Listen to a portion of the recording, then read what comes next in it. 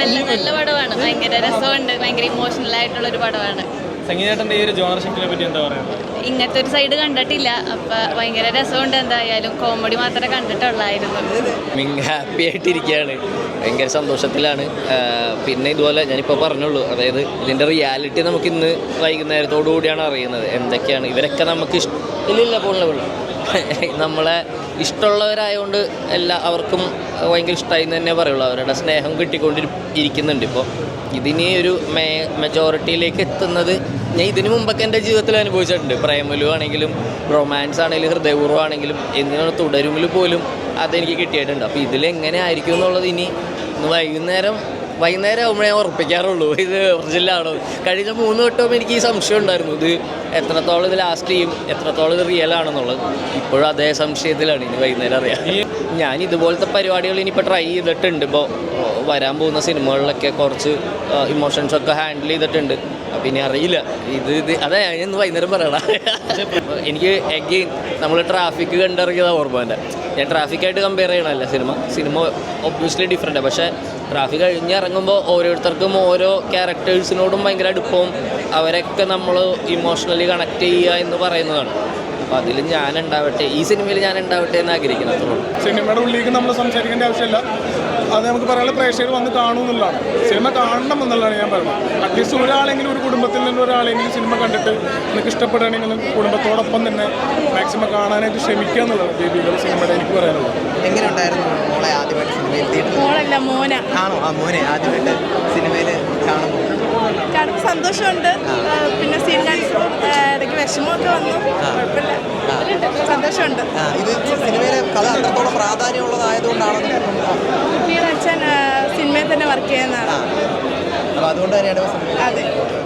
അവൻ ജനിച്ച് 4 ദിവസമുള്ളപ്പോൾ ഉള്ളതാണ്. ഇപ്പോൾ അവന് 10 മാസമായി. 10 മാസമായി. അപ്പോൾ ആ സമയത്താണോ അരുൺ വന്ന്?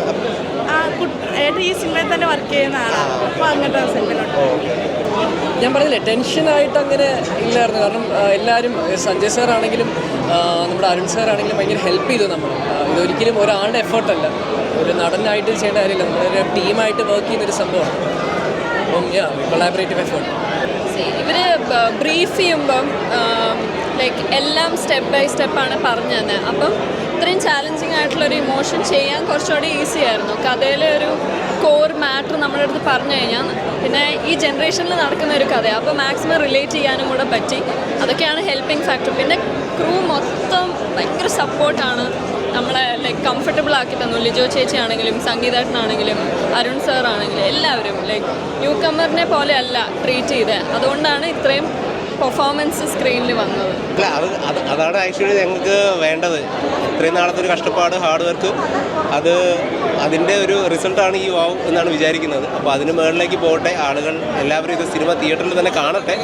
അപ്പോൾ കൂടുതൽ ഇത്തരം സിനിമകളുടെ ഒരു പ്രത്യേകത OTTയിൽ നിന്ന് നമുക്ക് കിട്ടുന്നതിനേക്കാൾ കൂടുതൽ സിനിമയായിട്ട് നമുക്കൊരു പെട്ടെന്നൊരു ആത്മബന്ധം തിയേറ്ററിൽ നിന്ന് കിട്ടും. അപ്പോൾ തിയേറ്ററിൽ തന്നെ വന്ന് കാണാൻ എല്ലാവരും ശ്രമിക്കുക, കാണുക. നിവിൻ ചേട്ടൻ്റെ വീണ്ടും ഒരു തിരിച്ചുവരവ്. ഞാൻ വർഷങ്ങൾക്ക് സമയത്ത് കണ്ട നിവിൻ ചേട്ടനിൽ നിന്ന് ഭയങ്കര വ്യത്യാസമായിരുന്നു ഈ സെറ്റിൽ നിവിൻ ചേട്ടൻ വന്നപ്പോൾ. കുറേ നാൾ കഴിച്ച് ഞാൻ നിവിൻ ചേട്ടനെ കാണാൻ. അപ്പോൾ നിവിൻ ചേട്ടനെ കണ്ടപ്പോൾ തന്നെ നിവിൻ ചേട്ടാ ഭയങ്കര നന്നായിട്ടുണ്ട് എന്നുള്ളതായിരുന്നു.